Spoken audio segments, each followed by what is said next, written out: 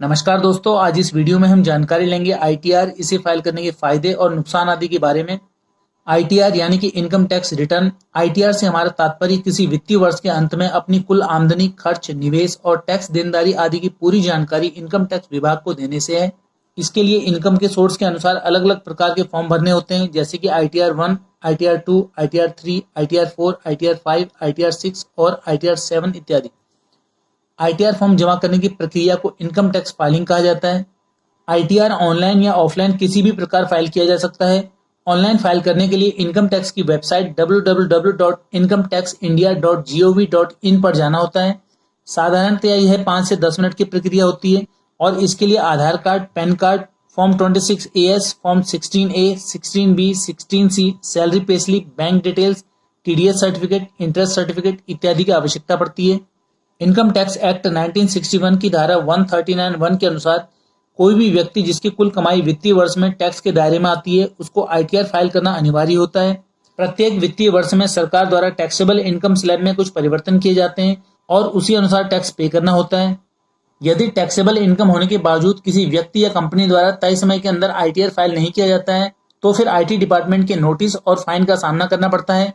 अक्सर लोगों की सोच होती है कि आईटीआर उन लोगों को फाइल करना होता है जिनकी इनकम ज्यादा होती है, और कुछ लोग तो ये सोचकर भी आईटीआर फाइल करने से डरते हैं कि आईटीआर फाइल करने पर टैक्स देना पड़ेगा और एक बार आईटीआर फाइल करने के बाद प्रतिवर्ष इसे फाइल करना अनिवार्य हो जाएगा।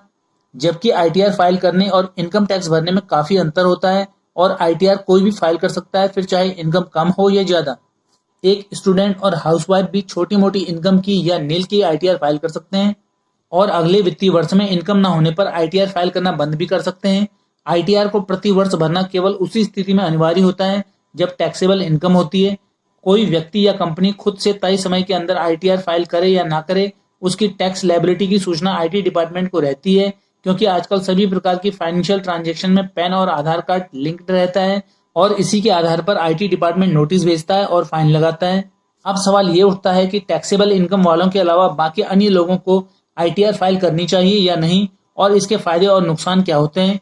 वैसे तो आईटीआर फाइल करके अपनी इनकम और टैक्स की सूचना इनकम टैक्स को दी जाती है, लेकिन आईटीआर फाइल करने के अनेकों फायदे भी होते हैं, चाहे इनकम टैक्सेबल हो या ना हो, परंतु आईटीआर फाइल करना हमेशा फायदेमंद ही रहता है। तो आइए आगे वीडियो में आईटीआर फाइल करने के कुछ प्रमुख फायदों की जानकारी लेते हैं। लोन लेने और क्रेडिट कार्ड बनवाने में फायदेमंद।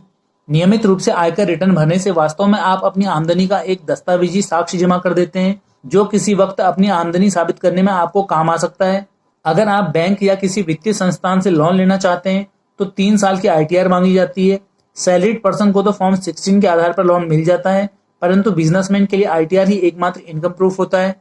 यदि इनकम के आधार पर क्रेडिट कार्ड के लिए अप्लाई किया जाता है तो वहां भी आईटीआर के द्वारा ही कर्ज चुकाने की क्षमता का आकलन किया जाता है। वीजा प्रोसेसिंग में फायदेमंद। वीजा के लिए अप्लाई करने पर भी आईटीआर बहुत काम आता है।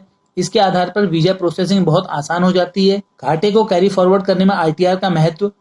अगर आप शेयर या म्यूचुअल फंड में निवेश करते हैं और किसी वित्तीय वर्ष में आपको नुकसान होता है तो घाटे को अगले साल कैरी फॉरवर्ड कराकर अगले वर्ष कैपिटल गेन होने पर यह घाटा उस फायदे से एडजस्ट कराकर लाभ पर टैक्स में छूट पा सकते हैं। एड्रेस प्रूफ के तौर पर आईटीआर का महत्व। आईटीआर की कॉपी को एड्रेस प्रूफ के तौर पर भी हर जगह इस्तेमाल किया जा सकता है। यह एक वैलिड एड्रेस प्रूफ डॉक्यूमेंट होता है। लाइफ इंश्योरेंस लेते समय आईटीआर का फायदा। अगर आप बड़ी राशि की लाइफ इंश्योरेंस पॉलिसी लेना चाहते हैं तो इनकम प्रूफ के तौर पर आईटीआर ही काम आता है। टीडीएस क्लेम के लिए आवश्यक।